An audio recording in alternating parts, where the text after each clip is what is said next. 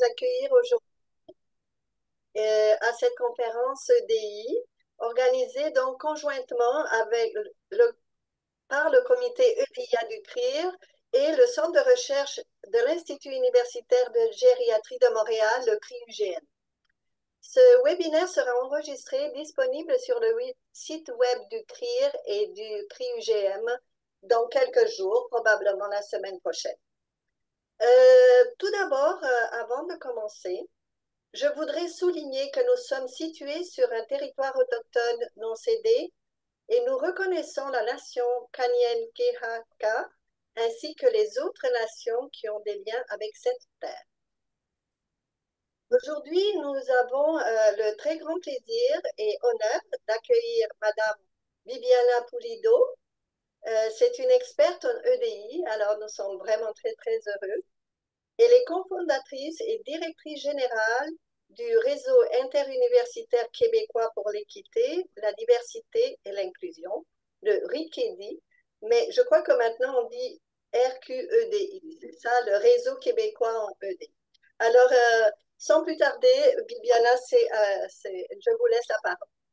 Donc, bonjour tout le monde. Merci beaucoup pour l'invitation. Ça fait plaisir que vous soyez là à l'heure du midi. N'hésitez pas aussi à prendre un petit moment pour manger ou vous reposer, même si on traite de choses très sérieuses. Oui, c'est ça. Moi, je suis la directrice générale du Réseau québécois pour l'équité, la diversité et l'inclusion. Et je vous inviterai pour en savoir plus. Vous pouvez aller sur le site web. Vous aurez toutes les informations. Et si jamais vous avez besoin plus d'informations sur le réseau, je suis très disponible. Vous pouvez m'écrire. Donc, on a une courte heure ce midi. Vous comprendrez que c'est très court. Je vais peut-être aller plus vite sur certains éléments, mais si ça va trop vite, n'hésitez pas peut-être à le souligner. On n'est quand même pas beaucoup, donc ça ne me dérange pas si vous intervenez ou vous pouvez écrire sur le chat. Mais je reste tout de même disponible après une heure s'il y a des personnes qui veulent échanger, qui ont des questions. Je ne quitte pas tout de suite. Donc, je vais commencer. Je vais partager ma PowerPoint si jamais il y a des enjeux techniques. Merci de me le faire savoir.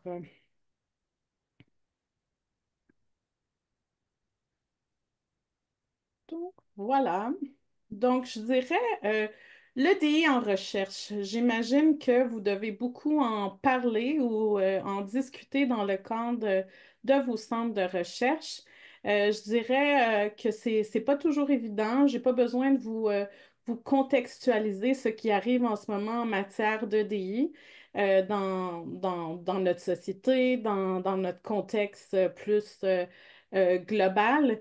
Mais c'est sûr que je tiens à souligner que c'est important l'EDI en recherche, c'est important l'excellence en recherche, puis on va en parler. Puis plus que jamais, puis des fois on ne le sait pas parce qu'on n'est pas nécessairement lié, par exemple, à des instances gouvernementales, mais c'est important de savoir euh, qu'il y a des enjeux en EDI en recherche. D'actuellement, d'ailleurs, le gouvernement fédéral est en train, le House of Commons est en train de faire une consultation, puis il y a des gens qui s'opposent à cette question d'EDI en recherche et tout ce qui est, par exemple, en lien avec le wokisme. Donc, ça reste un enjeu qu'on traite beaucoup, mais les gens comprennent peu c'est quoi l'EDI en recherche et vous, plus que l'écrire, je dirais, je pense que vous êtes déjà très bien outillé à ce niveau-là. Des fois, on pense qu'on ne sait pas grand-chose en EDI en recherche, mais au contraire, je consultais par pur hasard votre site web hier et je me suis rendu compte que les capsules que j'ai comme référence en lien avec la recherche participative, sont sur le site web du CRIR. Le CRIR, je pense qu'il a été un partenaire important dans la création de ces capsules-là. Donc, je me suis dit, mais pourquoi je fais une présentation ce midi si vous avez déjà tout en main?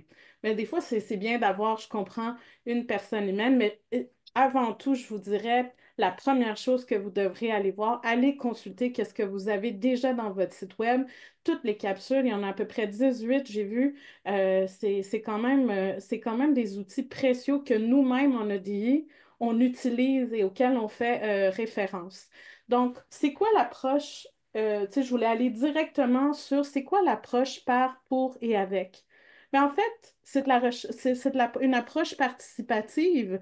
C'est vraiment ça. Puis c'est vraiment comment toutes les parties prenantes, pas juste au niveau des chercheurs et des chercheuses dans le milieu universitaire, mais aussi toutes toutes les parties prenantes en lien avec, je ne sais pas, j'imagine que oui, vous travaillez avec comment on dit, des clients patients, des patients clients, je ne me rappelle plus comment on dit, mais la recherche par, pour et avec dans cette approche à participative. Puis j'ai beaucoup aimé dans une des vidéos qui était plus en anglais, il y a une professeure qui disait, et vraiment c'était le départ, How could we help? Elle sert à quoi et elle sert à qui la recherche par, pour, avec?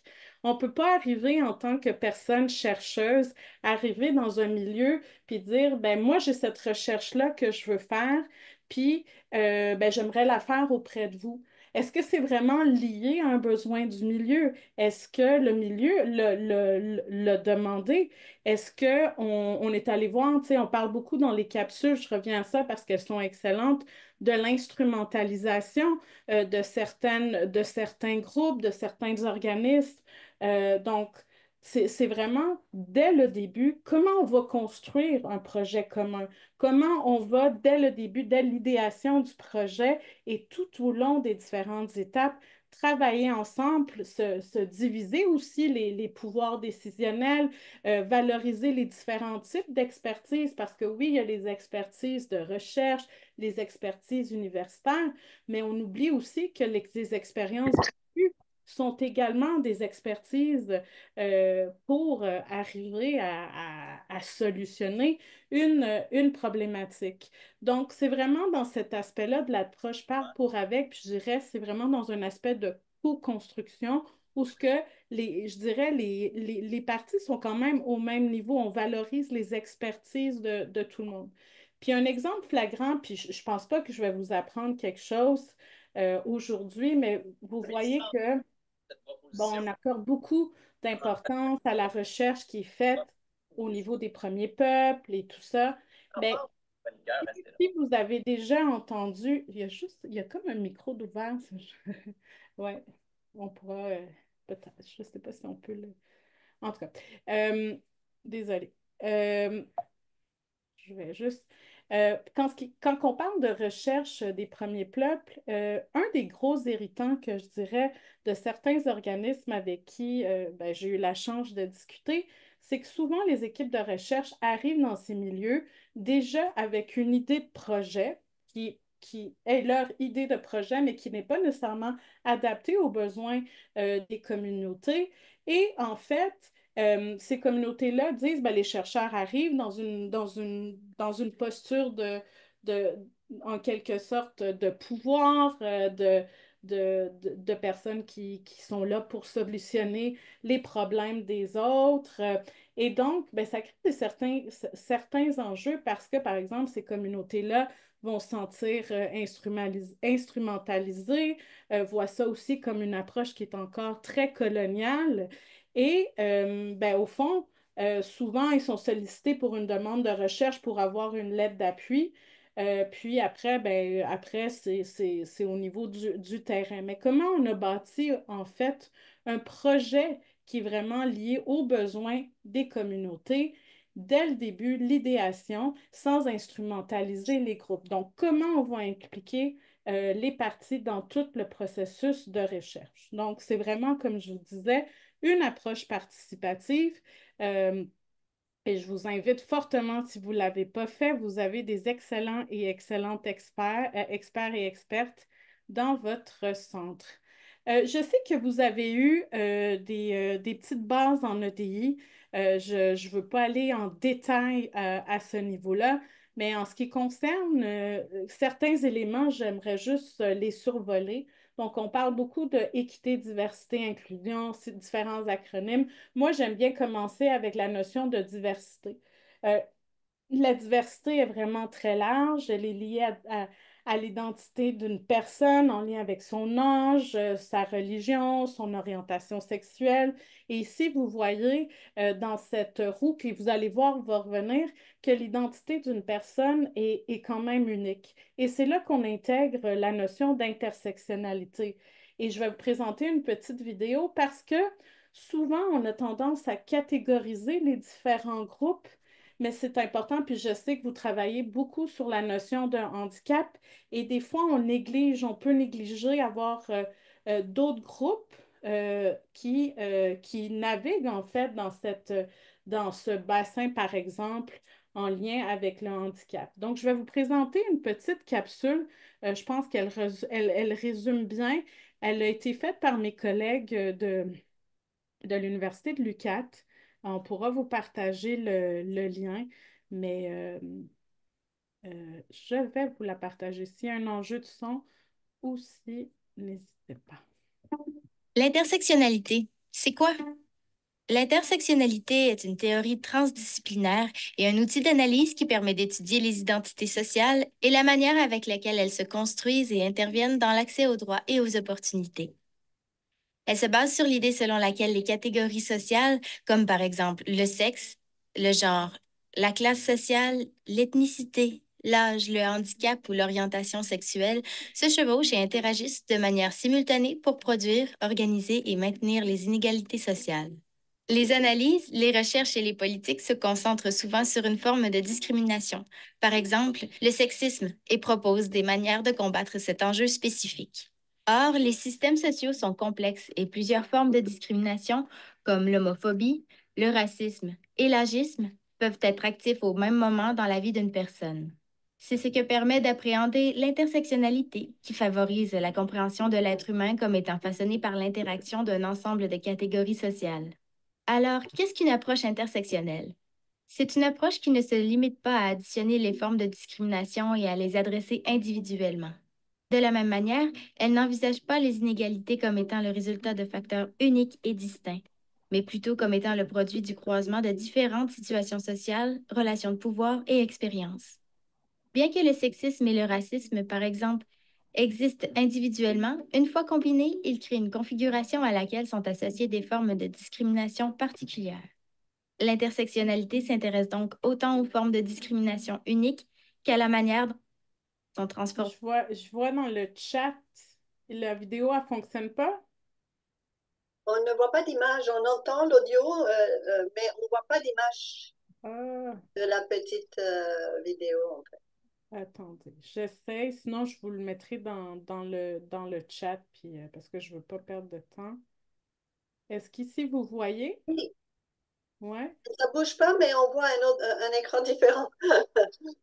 Est-ce que vous voulez que je la débute à nouveau? Je peux. Oui, un petit peu, peut-être pas complètement au début, mais ok, Est-ce parfait. que là, Permet vous la d'étudier voyez? les identités sociales et la manière avec laquelle elles se construisent et interviennent dans l'accès aux droits et aux opportunités.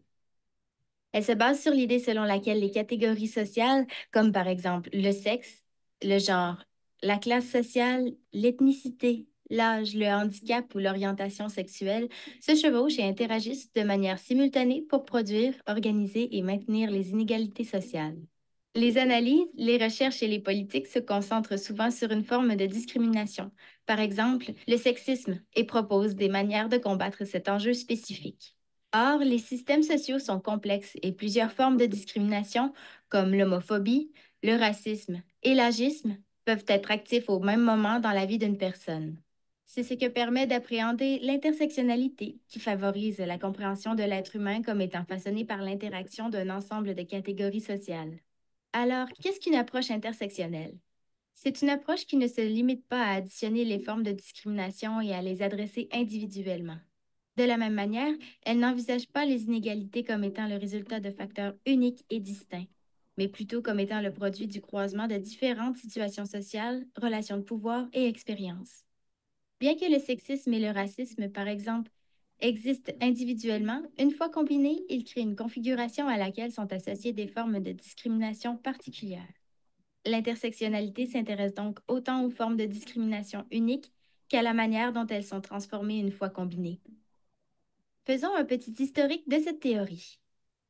C'est au sein du mouvement féministe noir que le concept d'intersectionnalité a pris racine. La juriste afro-américaine Kimberly Crenshaw fut la première à utiliser ce terme, intersectionality, en 1989.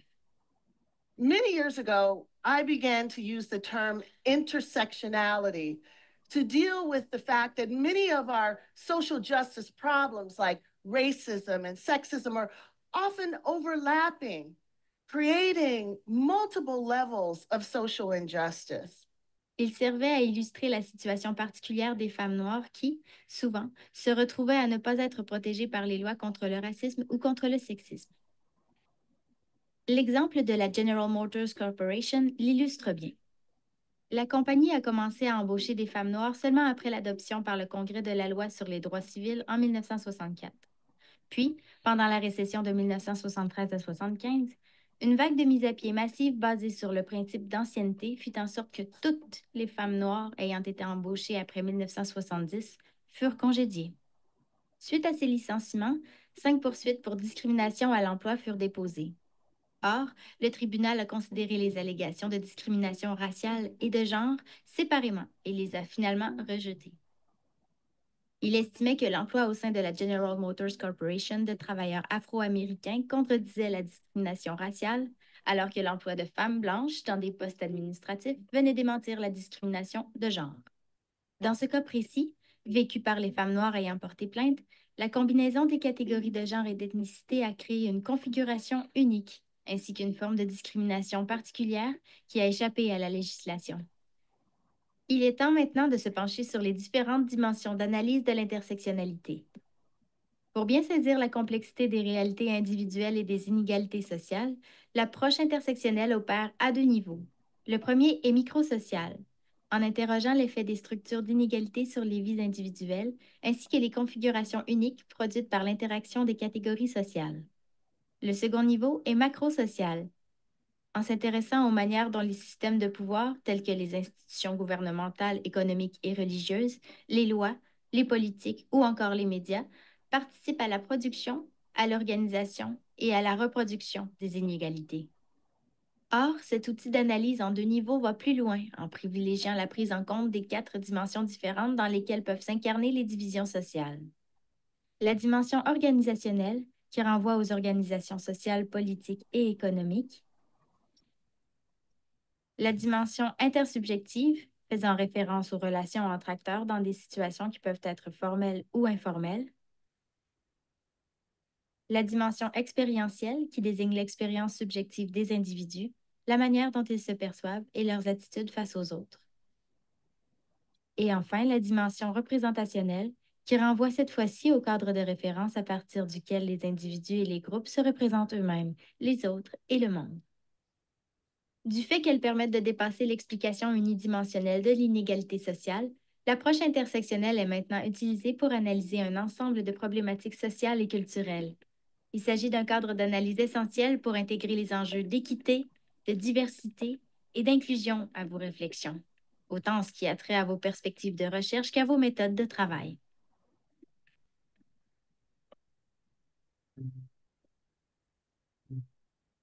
Donc voilà, j'espère que vous avez pu apprécier euh, cette capsule-là.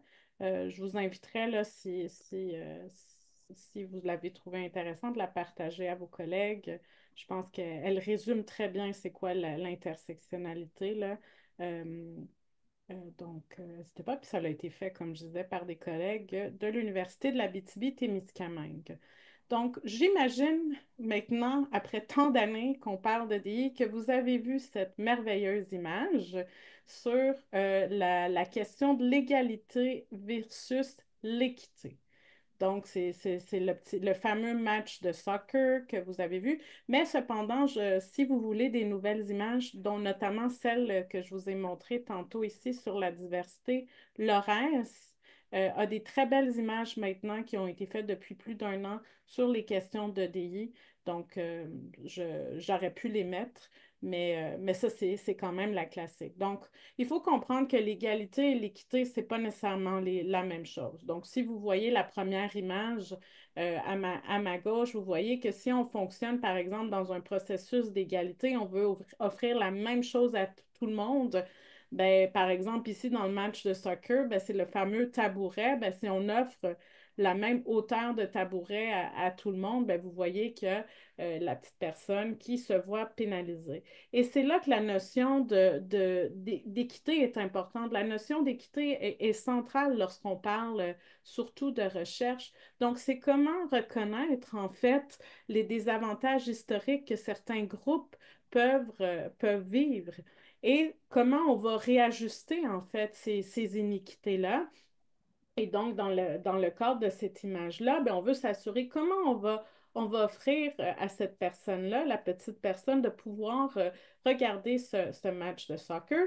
Donc, si on fonctionne dans une perspective d'équité, ben, on va réajuster la hauteur du fameux tabouret pour qu'elle puisse voir le match de soccer. Mais peut-être si on aurait réfléchi en amont, notamment dans la construction, par exemple, de cette clôture-là, ben peut-être on aurait réfléchi à avoir une barrière qui est beaucoup plus translucide ou ce qu'on n'aurait pas eu la nécessité, par exemple, d'avoir des tabourets. Donc, à prendre en compte que nous ne sommes pas tous et toutes égaux. Euh, je, Avant, je pense qu'on le disait beaucoup plus dans notre vocabulaire, mais avec toute la sensibilisation qui est faite depuis les dernières années, il faut comprendre qu'on n'est pas tous et toutes égaux, on n'est pas nés dans les mêmes conditions sociales. Il y a des personnes qui vivent plus de marginalisation que d'autres. Et c'est au fond comment, et là vient la notion d'inclusion, comment on va s'assurer que tout le monde puisse être inclus, même s'il y a certains facteurs de marginalisation que les personnes peuvent vivre. Et ici, ben, c'est toute cette notion d'intégration versus inclusion. Cette image-là, peut-être aussi, on la voit de plus en plus, mais c'est un peu pour montrer l'évolution. Donc, il y a cette notion par exemple, d'exclusion où ce qu'on a un groupe dominant qui est homogène, qui est ensemble, et autour de ce cercle-là, du groupe dominant, on a un groupe qui est non dominant, qui est souvent liées à des personnes qui sont issues à des groupes sous-représentés. Il y a aussi cette notion de ségrégation, donc aucune interaction entre le groupe dominant et le groupe non dominant. Donc encore ici, on est on n'est pas encore dans une voie vers l'inclusion. Et maintenant, on y va avec l'intégration. Donc, ça s'améliore. Donc, vous voyez que le groupe non dominant va intégrer ce cercle-là du groupe dominant, mais je vous dirais, c'est pas assez. Puis souvent, on s'attarde juste à l'intégration, souvent, par exemple, dans nos processus RH. On veut plus de représentativité dans le cadre de nos organisations, dans nos équipes de recherche. Mais l'enjeu, c'est qu'on n'arrive pas à inclure. Intégrer, ce n'est pas inclure. Puis regardez, je vous inviterai à réfléchir à vos dynamiques entre collègues, vos dynamiques organisationnelles. Est-ce que tout le monde a cette opportunité d'être qui elle est?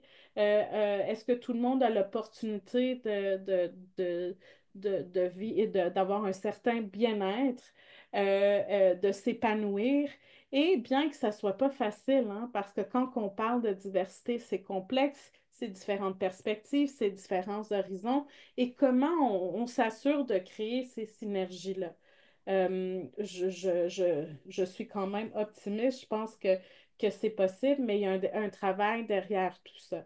Et si on regarde les processus RH, si on s'en tient plus à ce niveau-là, ben, c'est plus au niveau du recrutement du personnel et c'est là qu'on va parler plus, par exemple, de la rétention, les conditions de travail, les opportunités d'avancement professionnel, dans les cas des équipes de recherche aussi, penser aux différentes hiérarchies qui peuvent exister entre les collègues. Et le plus souvent, c'est par exemple la population étudiante, donc les étudiants et les étudiantes à la maîtrise, au doctorat, et les personnes ou les professeurs qui sont en position de pouvoir et de direction. Alors, comment, tout en tenant compte de ces notions de pouvoir, comment tout le monde peut interagir et contribuer ici, dans ce cas-ci, à la recherche?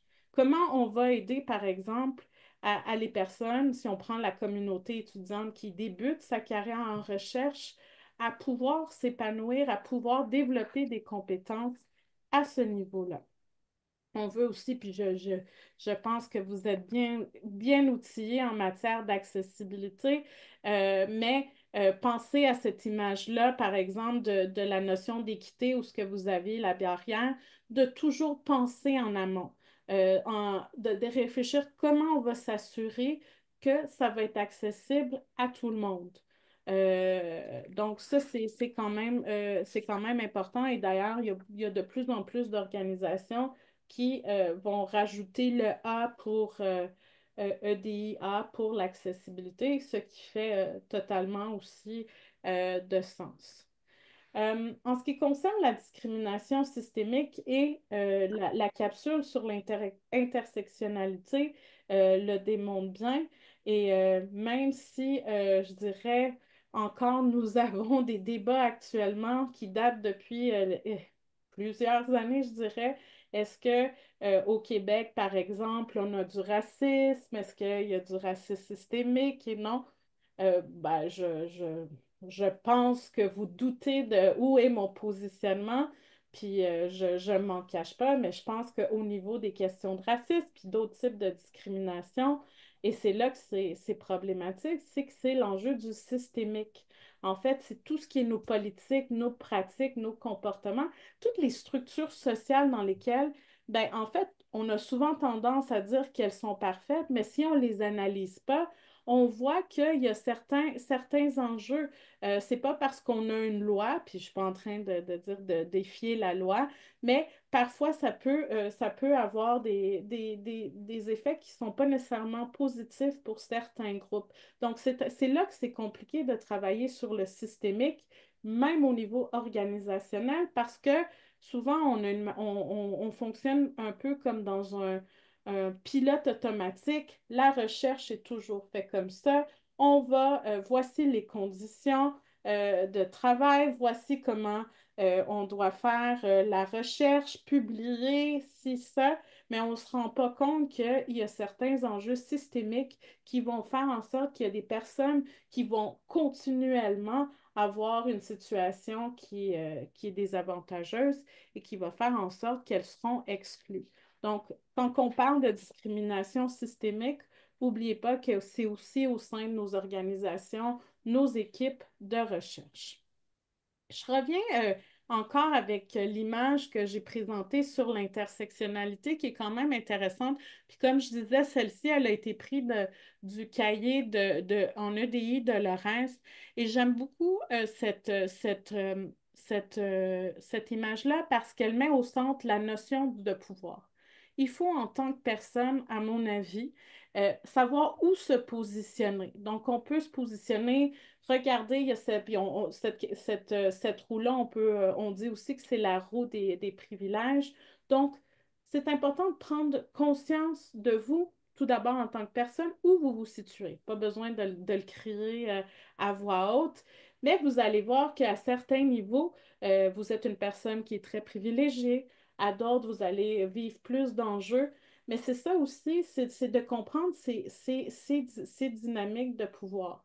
Et là, je ne suis pas en train ici de catégoriser et tout ça, ce n'est pas mon objectif et de diviser. Je pense que la diversité inclut tout le monde. Elle inclut toutes les identités, mais aussi les perspectives quand on parle de recherche. Mais on ne se le cachera pas, au niveau de la recherche universitaire, c'est surtout, ben, puis ça a été prouvé, les hommes blancs qui en bénéficient. C'est un groupe assez dominant au niveau de la recherche. Et si on prend juste, par exemple, la question du genre, ben, on sait que les femmes, à certains niveaux, se voient plus pénalisées, notamment lorsqu'elles elles vivent une grossesse, une maternité. Le niveau des publications n'est pas encore au même niveau. Puis quand je vous disais au début de la présentation, aujourd'hui, qu'il y a encore ces croyances-là, par exemple, qui vont au niveau gouvernemental, qui disent que euh, les femmes publient moins, donc elles sont, comment dire, je veux pas dire le mauvais temps, mais elles publient moins, donc elles sont moins bonnes. Donc, c'est pas ça, mais on ne tient pas compte des différents aspects qui peuvent influencer la carrière d'une personne. Et là, je suis vraiment juste allée en lien avec la question de genre, mais vous pouvez imaginer qu'il y a d'autres facteurs. La langue, on a beaucoup d'étudiants, étudiantes, chercheurs, chercheuses qui viennent de l'international. Des fois, c'est pas évident. Il y a tout un processus d'apprentissage au niveau de la langue, la communication en français, l'écriture en français, ou vice-versa, des personnes qui sont francophones, qui doivent publier dans des articles scientifiques en anglais aussi. C'est des choses à tenir en compte. Donc, je vous fais réfléchir parce que des fois, dans la carrière de chercheur et de chercheuse, on n'est pas accompagné, on ne tient pas compte de tous ces aspects-là qui peuvent avoir un impact. Donc, essayez toujours de réfléchir à vos privilèges, au pouvoir que vous avez et comment vous allez utiliser ce pouvoir de manière qui est positive. Les biens inconscients, je ne peux pas aller dans les détails parce que je dirais que ça serait un cours en soi sur les biens inconscients. Peut-être que vous avez participé à l'atelier qu'il y a eu il y a quelques mois sur les biens inconscients, mais les biais sont très présents au niveau de la recherche. Donc, tu sais, c'est tous ces automatismes qu'on peut avoir, ces raccourcis mentaux qui sont à l'origine des biais. Et j'espère que vous avez toutes et tous fait le fameux Harvard Association Implicit Test. Euh, Si vous ne l'avez pas fait ou si vous l'avez fait, refaites-le parce que ça reste que c'est le test le plus valide qu'il existe. Hein. Tu sais, même nous, moi j'avais essayé avec des collègues, on avait essayé de créer, par exemple, une boussole et tout ça. C'est pas évident parce que ça reste que le Harvard Association Implicit Test est le plus valide. En plus, il est disponible dans différentes langues, donc vous avez toute une série de langues si vous voulez aller et différentes catégories. Et bien que, moi je donne mon exemple, la première fois, il y a vraiment déjà plusieurs années, la première fois que j'ai fait ce test-là, tu sais, je me disais, ben, ça va pas être si pire, je suis une femme issue de la diversité, je suis quand même très sensibilisée à ces questions d'équité, diversité, inclusion, de justice sociale, mais on parlait même pas d'équité, diversité, inclusion. Mon premier test était horrible, hein? Ça démontrait que j'étais quand même une personne qui est très biaisée. On n'est pas épargnés, hein? On est tous et toutes biaisés. Et l'idée, c'est comment on peut s'améliorer. Et avec le temps, même si je l'ai fait, ce test-là, bon, ça fait un petit bout, je ne l'ai pas fait, mais je l'ai refait parce que je pense que c'est intéressant. Mais ça démontre, c'est intéressant l'évolution, mais ça démontre aussi que malgré tout, j'ai encore des biais inconscients. Donc, allez-y, petit devoir. Et aussi, c'est disponible dans le site du Ricadi. On avait fait il y a déjà quelques années un guide qui va être renouvelé très prochainement sur les biens conscients et le recrutement. Euh, donc, ce guide-là est quand même intéressant parce qu'on a pris quelques biais, puis on a mis des questions pour la communauté de recherche. Donc, si vous passez à des processus de recrutement, à des comités d'experts, d'évaluation d'experts, ben, tu sais, c'est sûr que là, je suis biaisée, mais peut-être ça peut être un outil qui pourrait être intéressant pour vous faire réfléchir. Il est également disponible en anglais. C'est un outil qu'on a fait avec aussi Ivado à l'époque. Donc, allez-y, de petits outils. Le testing de CV, j'aime bien présenter cet exemple-là parce qu'il démontre très bien les biais qu'on peut avoir. Puis peut-être vous allez dire, ben, c'est loin de notre réalité. C'est pas loin parce que c'est lié à des processus de recrutement. Donc, il y a deux études qui ont été faites à date au Québec sur le testing des CV. On a Paul Haid à l'UQAM qui l'a fait dans la région métropolitaine de Montréal et on a Jean-Philippe Beauregard, son étude qui est plus récente, auprès de au sein de la capitale nationale. Et comment ça fonctionne, la méthodologie de recherche du testing de CV, puis ça a été fait aussi dans d'autres pays, c'est qu'il y a un CV le même CV a été envoyé aux mêmes organisations, mais on a uniquement changé le prénom et le nom de la personne. Donc, même CV, même expérience de travail, mêmes études. Et peut-être c'est pas une surprise pour vous, peut-être que oui, mais ça le donne. Puis en fait, les chercheurs, qu'est-ce qu'il y avait? Il y avait un cellulaire. Donc, au fond, ils regardaient qui se faisait le plus appeler, par exemple. Et dans ce cas-là, au niveau des entrevues, ben, c'est Marc-Olivier Tremblay qui se faisait appeler davantage, même si, par exemple, Mamadou Traoré avait le même CV. Donc, ça démontre qu'il y a vraiment des lacunes dans les processus de recrutement parce que c'est inquiétant. On a juste regardé le nom et le prénom et après, on a écarté toute l'expérience de cette personne-là, ses expertises. Donc, si vous êtes dans ces processus-là, si vous êtes dans des comités d'évaluation, c'est important de s'attarder sur les biais qu'on peut avoir. En recherche aussi, les biais vont beaucoup plus loin que juste un prénom et un nom. On a les universités où ce que les personnes ont fait leurs études. Moi, j'ai déjà vu ça dans un comité où ce qu'il y a eu des discussions.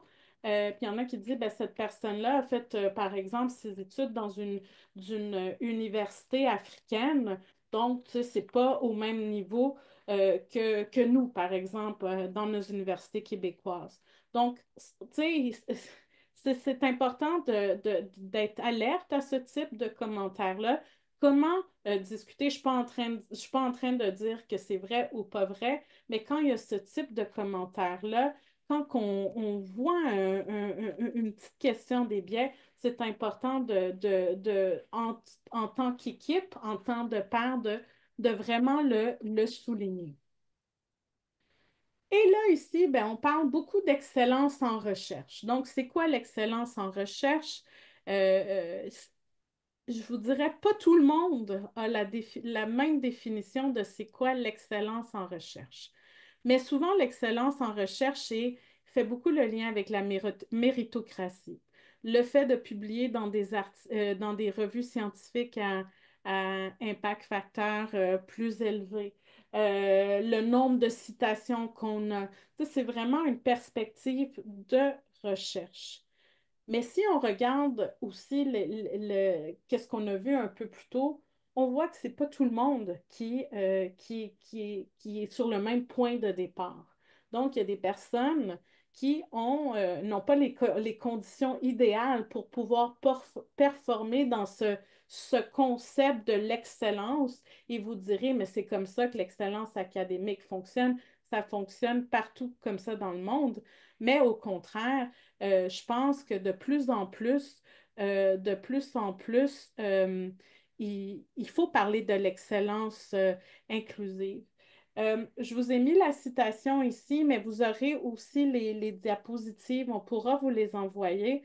J'aime bien donner des ressources, mais en 2021, le comité consultatif là, du Congrès sur l'équité, la diversité, l'inclusion et la décolonisation a donné certaines recommandations en lien avec l'excellence inclusive. Donc, vous pourrez aller le consulter. C'est vraiment intéressant. Puis vous-même, en tant qu'équipe, je pense que, comme je disais, on est dans un contexte, oui, global en recherche, mais comment vous voyez l'excellence inclusive? Il faut se la poser, cette question-là. Comment vous allez vous assurer d'avoir des conditions, et je mets beaucoup l'emphase sur les conditions qui sont équitables, comment on va s'assurer aussi d'être inclusif parce que ça va faire en sorte qu'on va permettre et je mets beaucoup la main sur la relève, notre relève en recherche. Ici, comme je vous disais, il y a beaucoup d'instances, puis même nous au sein du réseau, et on a une collègue qui est ici parmi nous, Adèle, qui participe à un de nos groupes de travail sur l'excellence inclusive. Ça fait quelques années qu'on a travaillé sur ça, sur les définitions. Au début, ce n'était pas évident, mais de plus en plus, on répertorie que les universités, les groupes même de recherche se questionnent sur c'est quoi l'excellence inclusive. Et donc ici, je vous ai mis un cadre que dans le plan en équité, diversité, inclusion qui a été fait par l'Université de McMaster, qui est quand même, qui est quand même, qui est quand même très intéressant. Donc, comment on va s'assurer d'avoir cette perspective qui va valoriser l'équité, la diversité et l'inclusion et faire en sorte d'enlever ces fameuses barrières, quand on parlait des barrières systémiques. Et l'idée, c'est pas de dire que vous allez avoir une meilleure performance organisationnelle, de toute manière, au niveau de la recherche, on parle moins de ça, mais souvent, quand je dirais, on vend l'EDI dans les organisations privées, bien, on va leur dire, vous allez avoir une meilleure performance organisationnelle. Bon, moi, je reste très critique à ce niveau-là. Juste le fait de mesurer la performance organisationnelle, c'est quand même quelque chose. Mais ça va engendrer d'autres choses qui sont importantes, dont la créativité, l'innovation.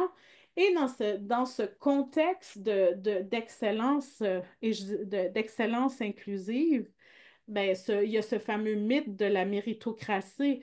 Et l'enjeu derrière ça, c'est qu'on ne tient pas compte de l'identité sociale que peut avoir une personne, de sa positionnalité. Donc, c'est des choses à tenir en compte. Pensez notamment quand je vous abordais la question du genre et les publications scientifiques qui possiblement étaient moindres pour les femmes dues à certains ben, je dirais pas nécessairement enjeu, ça peut être un enjeu, mais certaines étapes dans leur vécu. Et au niveau de la carrière professionnelle, puis je sais que c'est pas tout le monde ici qui est dans une position de prof, mais quand même, tu sais, il faut penser comme je dis, à la relève, à tout ce qui vient pour pouvoir, par exemple, devenir un professeur. Et si dans le cas, ben aussi d'être un professeur qui, je dirais, va se démarquer de d'autres types de modèles qu'on peut avoir des professeurs. On n'oublie pas qu'il y a trois axes dans la carrière d'un professeur. Tout d'abord, la recherche, l'enseignement et le service à la collectivité. Et on ne va pas se le cacher, beaucoup des professeurs vont mettre l'emphase sur leur carrière de recherche, ce qui est important. La recherche est importante, mais il y a d'autres aspects qui sont délaissés. Et par nombreux facteurs, parce que notamment, on n'a pas le choix de publier dans nombreuses revues scientifiques, mais cependant, quand on parle de recherche, est-ce qu'on pourrait penser à d'autres types de publications qu'on peut faire qui ne sont pas liées à des revues scientifiques? Les revues scientifiques, je ne sais même pas c'est quoi le pourcentage des personnes qui lisent ça, mais ce n'est pas vulgarisé pour un public plus large. On a dévalorisé tout ce qui est, par exemple, la publication de livres dans certaines, dans certains secteurs ou certaines, je dirais, comment dire, disciplines.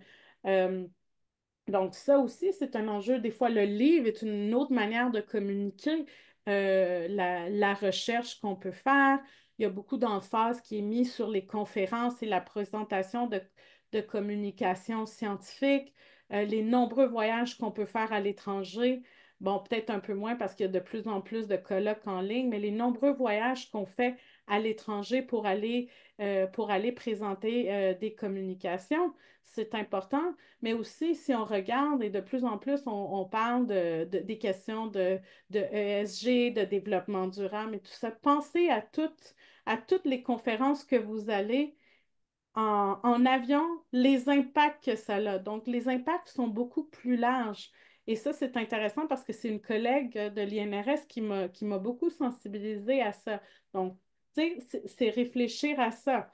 La recherche aussi, et c'est là que c'est périlleux, c'est de déposer des demandes de subvention et là, beaucoup de frustration pour certains parce qu'on demande auprès de certains organismes subventionnaires d'avoir cette fameuse section EDI.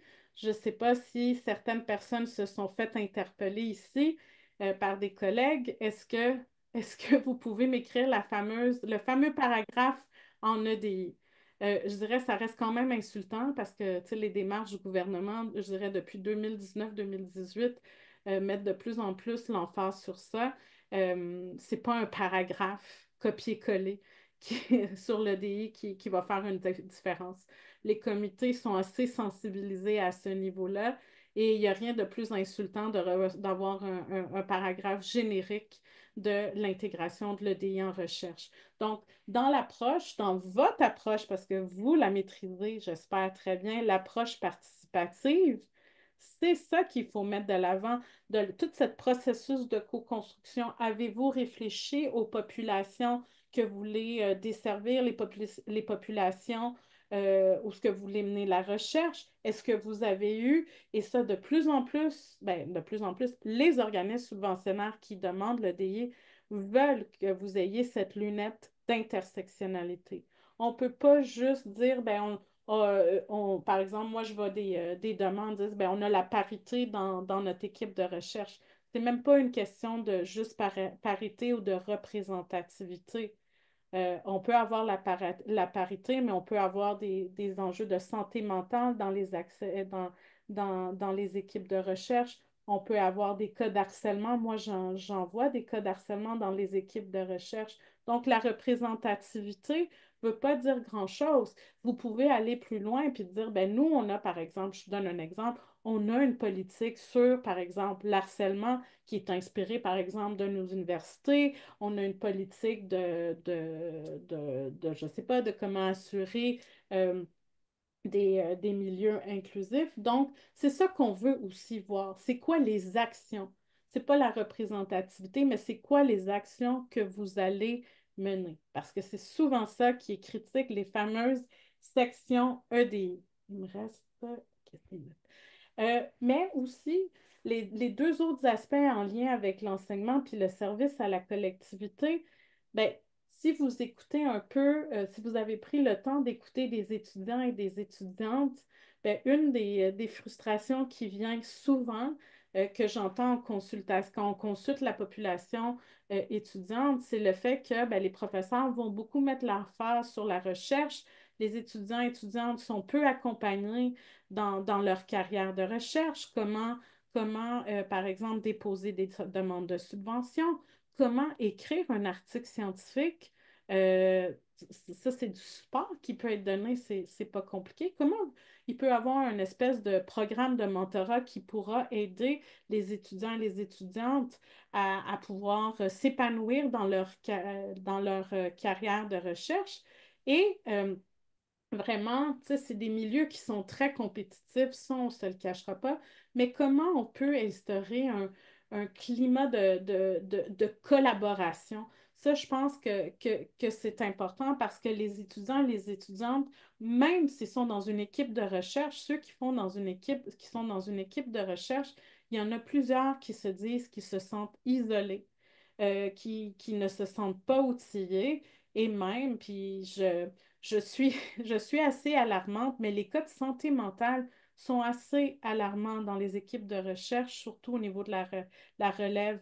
Et d'ailleurs, il y a une équipe de recherche à l'Université de Sherbrooke qui a été créée, financée par le FRQ, l'OSME, qui travaille avec l'Union étudiante, qui ont mené toute une consultation auprès de la communauté étudiante en lien avec les enjeux de santé mentale. Et la santé mentale, c'est de l'EDI. On ne peut pas le mettre de côté. Et après, le service à la collectivité, ben, c'est comment on va impliquer les différentes parties prenantes, comment aussi on va vulgariser nos recherches. Les recherches ne doivent pas rester dans cette fameuse tour d'ivoire. Comment on va aller, par exemple, diffuser ces connaissances auprès des personnes qui en sont touchées, auprès de la société civile. Je pense que c'est ça la contribution de la recherche, donc il ne faut pas négliger. Donc ces trois segments-là, la recherche, l'enseignement et le service à la collectivité, sont trois axes qui sont essentiels.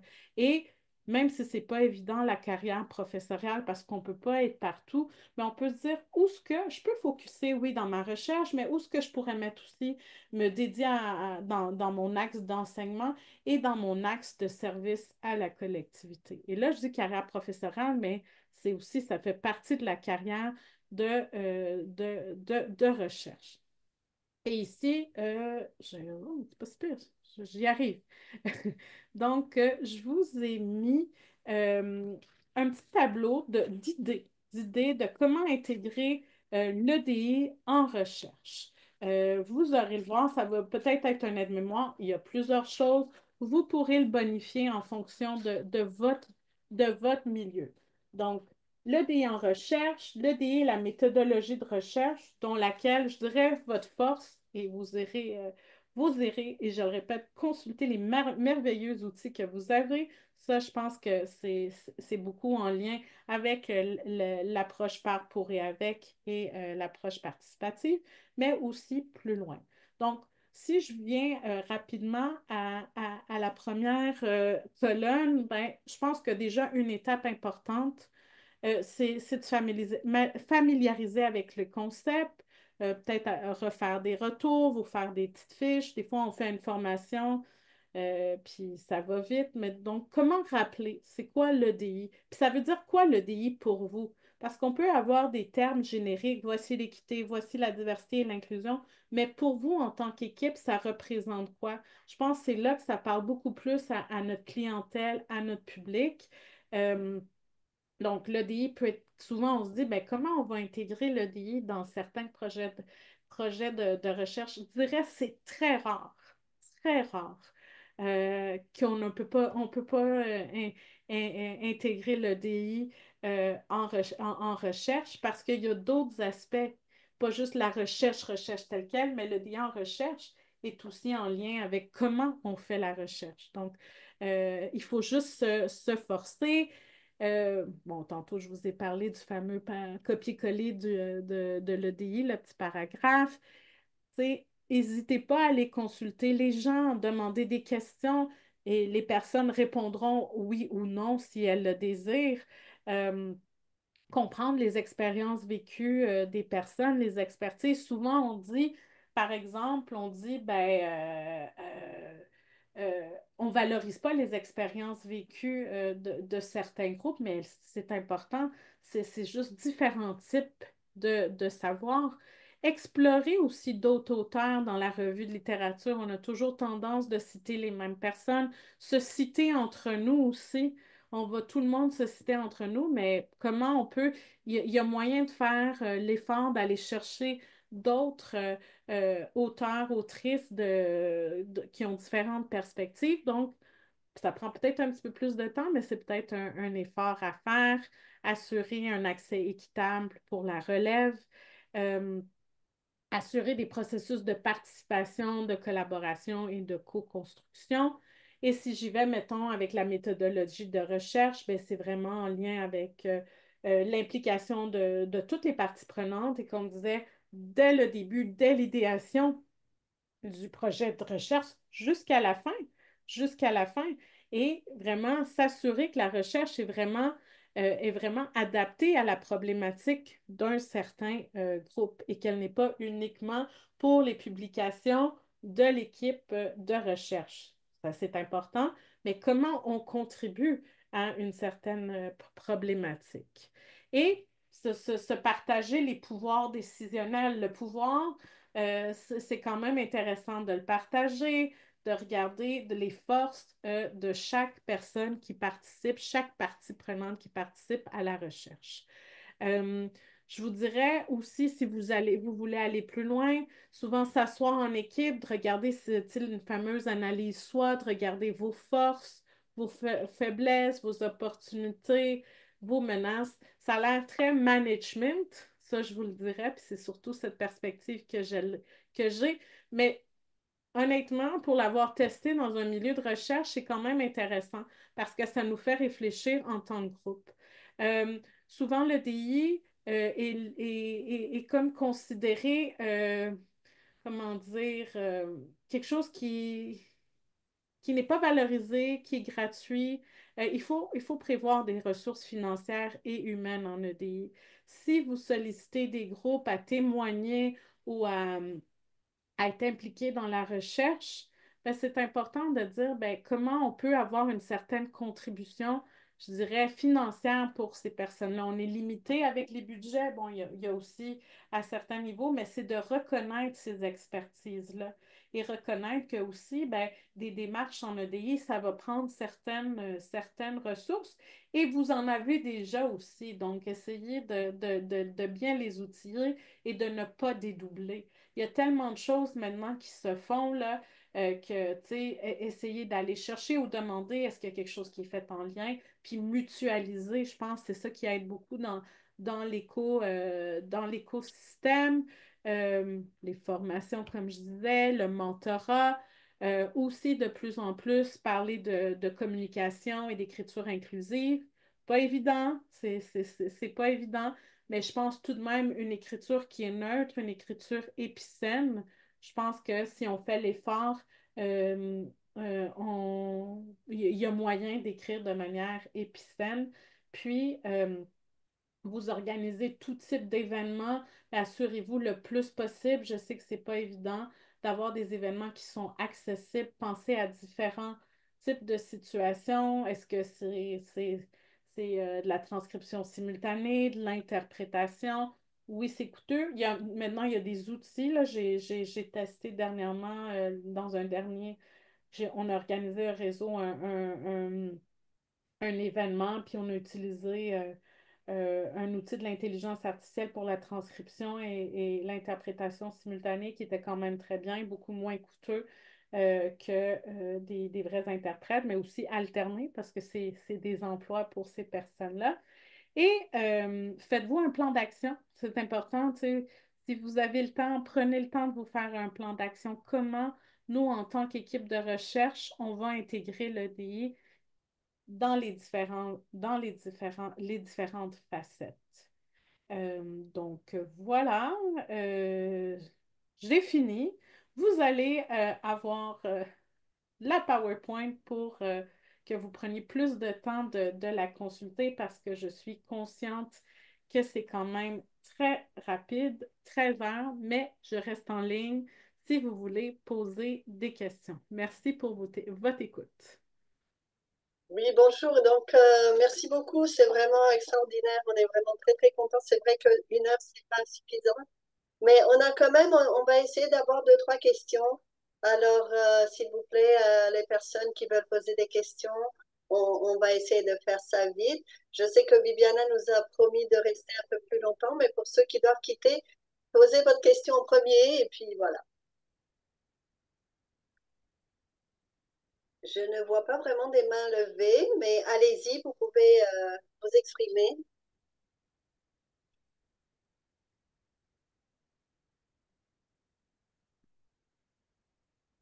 Est-ce que c'est moi, mais il y a beaucoup de Nadiage à faire? Oui, parce que c'est ça, on a cloné finalement l'inscription pour plusieurs personnes. Oui, je juste. Il n'y en a qu'une, hein, Nadia Jaffer, c'est moi. Tous les autres, en fait, on a transmis le lien Zoom que j'ai reçu pour une inscription plus rapide, en fait, pour assister à la conférence. Alors, ce qui fait que aujourd'hui, bon, ben, ils sont tous Nadia Jaffer.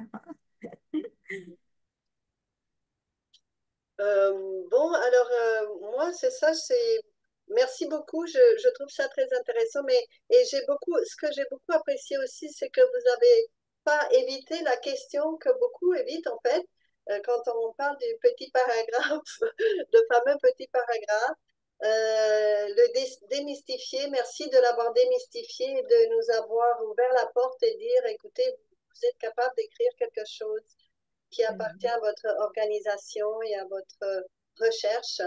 Donc ça, c'est extraordinaire. J'ai beaucoup aimé ça. Évidemment, j'ai aimé tout le reste parce que vous nous transmettez généreusement vos savoirs et ces connaissances vont enrichir nos connaissances ici en EDI. Alors, merci beaucoup. Mais il reste deux, trois questions. On peut y aller si quelqu'un Puis, a quelque chose à dire, ça serait bien. puis juste en lien avec ça, souvent les chercheurs, les équipes se cassent la tête, mais vous avez déjà beaucoup de choses que vous faites. Il faut miser sur ça. L'écrire, ben, on fait ci, ça. On a, par exemple, je disais, on a un site web avec des ressources on intègre ça dans nos recherches, on le valorise. Et aussi, une autre chose que j'aurais à dire, parce que des fois, ça a l'air tout beau, hein, dans les équipes de recherche, tout le monde est heureux, on est les meilleurs, tout ça. Ça aussi, ça transparaît. Donc, c'est aussi le lieu d'être honnête et de dire, ben, on a tels enjeux dans notre organisation, de tels enjeux au niveau de la recherche, et on pense que ces actions-là pourront contribuer. Des actions qui sont quand même, qui sont quand même faisables.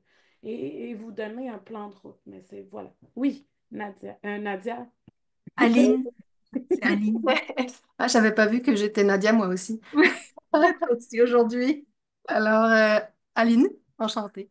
Merci pour la présentation. Je voulais juste parler d'une expérience qu'on a eue avec un projet de recherche qu'on a fait ici au centre pour de la prévention du déclin cognitif pour les personnes âgées.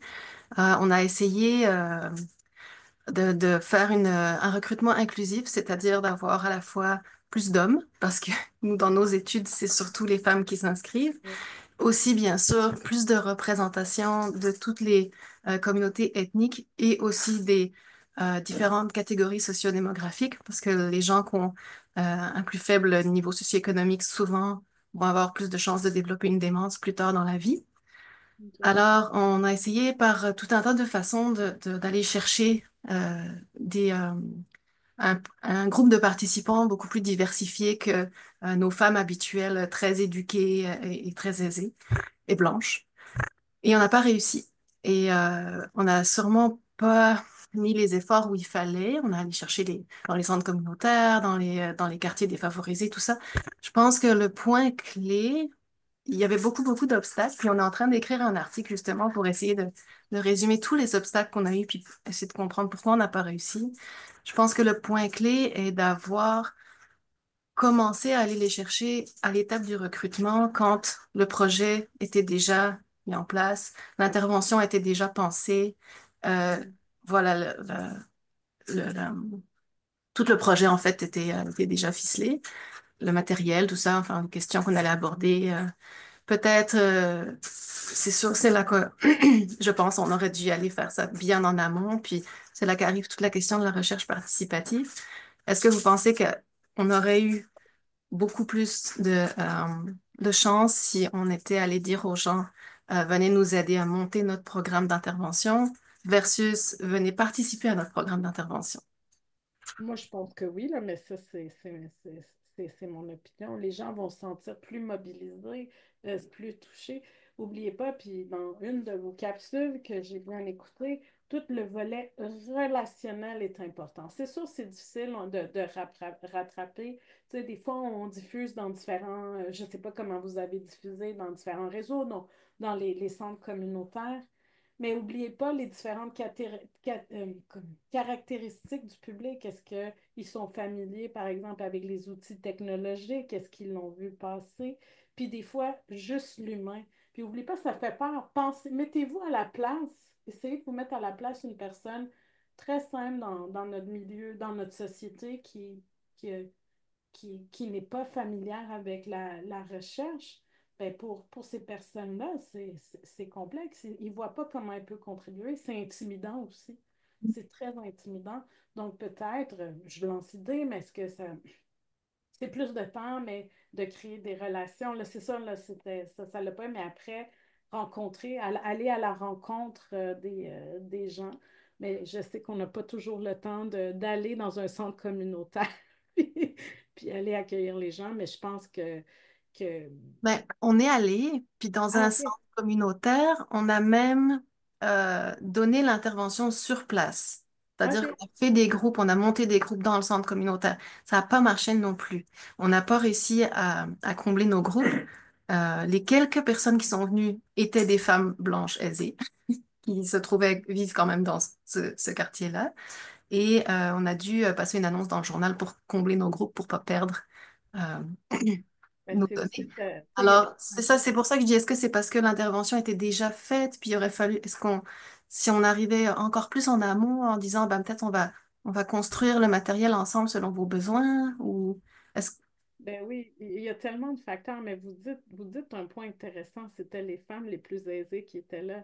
Mais si durant cette journée-là, la personne, elle doit travailler, elle doit s'occuper de ses enfants, elle doit faire plein de trucs, la recherche est tellement pas une priorité. Donc, c'est comment, je sais pas, comme je disais, ouais, il y a le dédommagement financier, ça reste que ça peut être aussi quelque chose. Tu sais, si la personne dit, ben moi, je quitte le travail, puis ben, tu sais, ou je dois, je sais pas, tu sais, c'est des enjeux. Fait que c'est sûr que quand tu es plus riche, tu as plus le temps. Mais même à la retraite, ouais. quand tu te butes à différents obstacles, pense ici, ben, la dernière de tes préoccupations, ça va être de participer à une recherche. Donc, je n'ai pas la réponse, mais c'est en fait de tenir en compte tous ces facteurs-là. Puis je dirais aussi, je suis mal placée pour vous dire exactement parce que je connais pas, tu sais, vous me dites ça, mais je connais pas bien ce public, je connais pas bien la problématique. Et c'est pour ça quand ben, le fait que vous réunissez, que vous écrivez un article aussi, je pense à vous faire réfléchir. Mais pensez à toute cette notion de pouvoir et de privilège. Je pense elle est centrale, la notion de pouvoir et de privilège, parce que ben, c'est ça permet de comprendre certaines dynamiques. Mais je ne l'ai pas. Mais vous le savez très bien, oui, si on les implique en amont, ben, les gens, tu sais, c'est comme toute chose, quand on vous impose quelque chose, ben, tu sais, c'est pas évident d'embarquer dans un projet quand tout le projet a été bâti, puis là, on demande de participer. Mais je sais que les conditions de recherche ne sont pas toujours faciles. Euh, donc, Ben, merci beaucoup, c'est vraiment intéressant. Ben, c'est un tout petit commentaire avant de donner la parole à Kate. Oui, je crois que c'est établir des partenariats avec les communautés et c'est à long terme que ce partenariat ensuite peut donner des fruits. En tout cas, je crois que ça pourrait être une avenue. Alors, Kate, c'est à votre tour pour une question. Merci, merci Virginia. Puis je vais vraiment dans la même direction. Moi, je suis du domaine de l'éthique de la recherche là, pour situer notre conférencière. Puis j'avais juste envie de citer l'énoncé de politique des trois conseils qui est un peu notre document phare, mettons, là, en éthique de la recherche au Canada. Puis il y a le chapitre 9 qui est carrément là, à propos des recherches impliquant les Premières Nations, les Inuits puis les Métis du Canada, où on va justement, un peu tout ce que vous avez présenté dans l'heure aujourd'hui s'y retrouve. Puis moi, j'ai toujours trouvé que en fait, ça pouvait s'appliquer à plein de groupes, pas ah juste oui. à ces groupes-là. Fait que j'ai comme envie d'ajouter cet outil-là un petit peu de réflexion parce que, tu sais, on a justement, on vient parler d'une valeur, exemple, la réciprocité qu'on ajoute dans ce chapitre-là, mais pourtant, c'est le genre de valeur qui est dans toutes les recherches. Fait que c'est ça. J'avais envie de parler de ce chapitre-là un peu. Il est peu cité, peu utilisé, mais je trouve qu'il, je sais pas, il vient. Être très concret là, par rapport à tout ça. Puis je vous remercie pour toutes les ressources très concrètes que vous avez, les exemples très concrets. Tu sais, c'est effectivement des concepts qu'on entend souvent, mais là, ça vient mettre des ressources, des images. Fait que merci pour ça. Oui, puis ben, je pense que vous le dites très bien. Tu sais, oui, c'est en lien avec les premiers peuples, mais tu sais, c'est des excellents principes qui se rapportent à d'autres communautés aussi ou à tout le monde. C'est la base de tout le monde. Quand on parle de diversité, on va mettre tout le monde. Donc oui, puis il y a beaucoup d'outils qui sont faits là. Il y a une boîte à outils aussi qui a été faite par l'UQAD, par Suzy Basile, là, sur la recherche en contexte autochtone. C'est comme 200 pages avec plein d'outils, ça reste quand même une référence. Puis bon, il y en a quand même beaucoup. Mais très bon point. Nadia, est-ce que vous... Oui, en Oui. fait, c'est tellement riche tout ce que vous avez présenté. Je pense qu'on a besoin un peu de temps pour tout en fait digérer. Puis c'est tellement intéressant euh, de voir tous les aspects qui peuvent exister. Je pense il y a un élément qui est vraiment important qui peut mettre peut-être un frein à toutes ces bonnes volontés-là. C'est l'aspect financier au niveau des projets de recherche. C'est que on est tellement limité au niveau des fonds que parfois, et la publication, tout ce que vous avez cité, en fait, qui fait vraiment partie de tout ce que la recherche est aujourd'hui et comment c'est compétitif. Et parfois, les ressources que l'on dispose ne sont pas suffisantes, même si on fait des efforts. Jusqu'à quel point est-ce qu'on peut aller chercher tout ça? Comme Aline aussi le disait, c'était un super beau projet. Ils ont vraiment mis beaucoup de moyens à aller chercher des communautés issues de diversité, sur place proposer des interventions pour la mémoire sur place, avec une autre langue également. Et malgré ça, c'était difficile. Donc, combien de ressources encore est-ce qu'il faudrait mettre pour Ouais. avoir des réponses plus positives? Donc, c'est pas Mais c'est comme toujours implémenté. facile, même si on met tous les moyens. Je sais pas, on essaye, mais malheureusement, c'est pas toujours Oui, évident, hein. mais oublie pas, il y a le systémique, puis il y a ça, mais je pense que le temps, je suis d'accord avec le temps, les finances. On a un projet de recherche, on est financé 3 ans, puis là, on est rendu, puis il faut des, tu sais, tout ça. C'est sûr que le système ne fait pas en sorte, mais moi, je reviens beaucoup sur le relationnel parce que beaucoup de gens qui se sont fait utiliser, beaucoup de communautés qui se sont fait utiliser, on a comme retiré leur savoir, on a été extractiviste.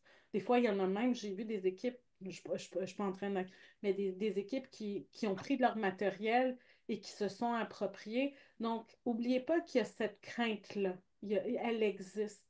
Donc, on est vraiment dans un processus, puis on parle beaucoup dans les questions de premier bloc de réparation.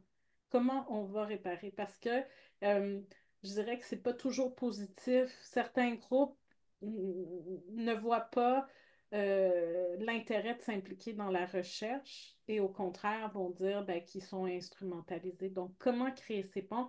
Mais je suis d'accord, Nadia, que les subventions de recherche, le temps qui est octroyé aux subventions de recherche, les organismes subventionnaires aussi ont leur travail à faire à ce niveau-là.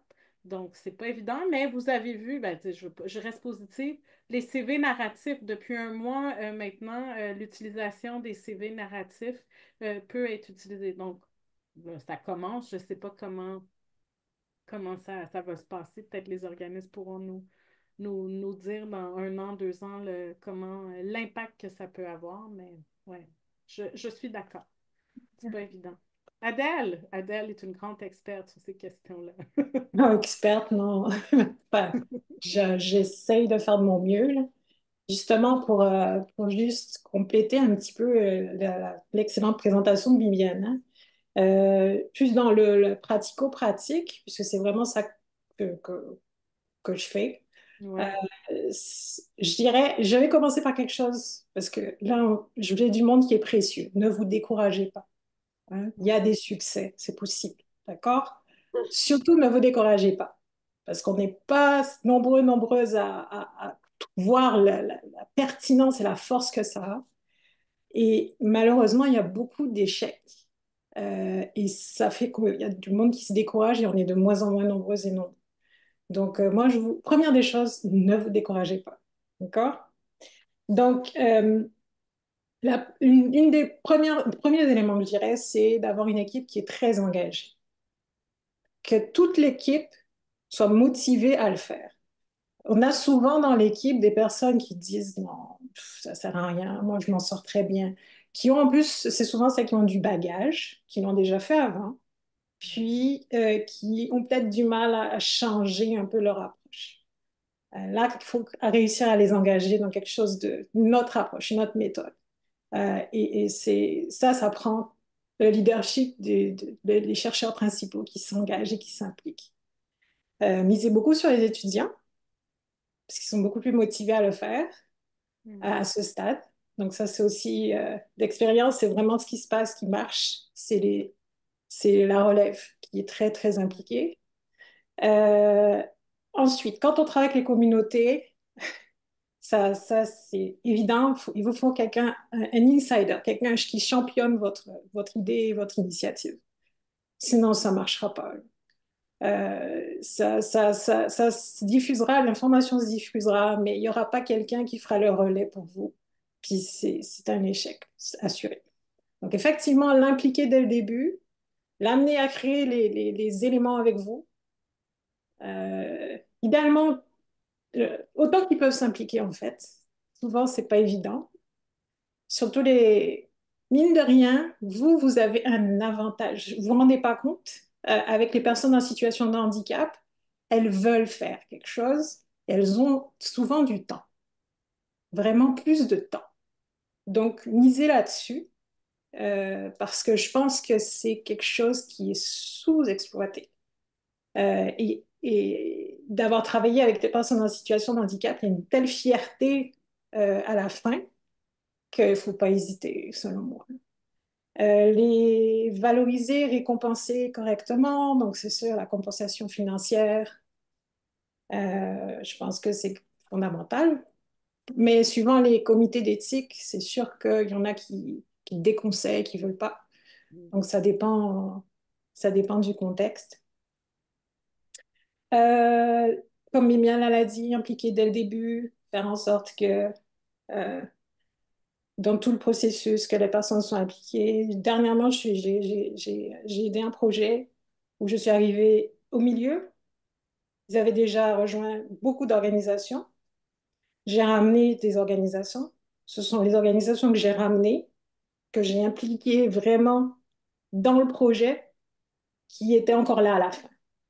Donc, oui, on peut les amener au milieu, mais il y a une façon de les impliquer qui doit être très forte. Sinon, ça ne marche pas. Et là, c'était vraiment presque l'expérience, quoi. Il y avait vraiment des organisations que l'équipe de recherche avait été chercher, mais il y avait plein, beaucoup plus, sur les organisations que j'ai ramenées avec mes insiders, qui sont restés jusqu'à la fin, puis qui se sont impliqués, qui ont participé, qui ont diffusé l'information dans des infolettres, qui ont été le relais, qui ont dit allez participer. Donc, il faut vraiment bien trouver la personne dans la communauté qui va pouvoir faire le relais. Et puis, c'est ça, je crois. Ouais. Merci. C'est mes points concrets, je dirais. Super, merci beaucoup. Merci, Adèle. Adèle, merci Adèle, c'est ça.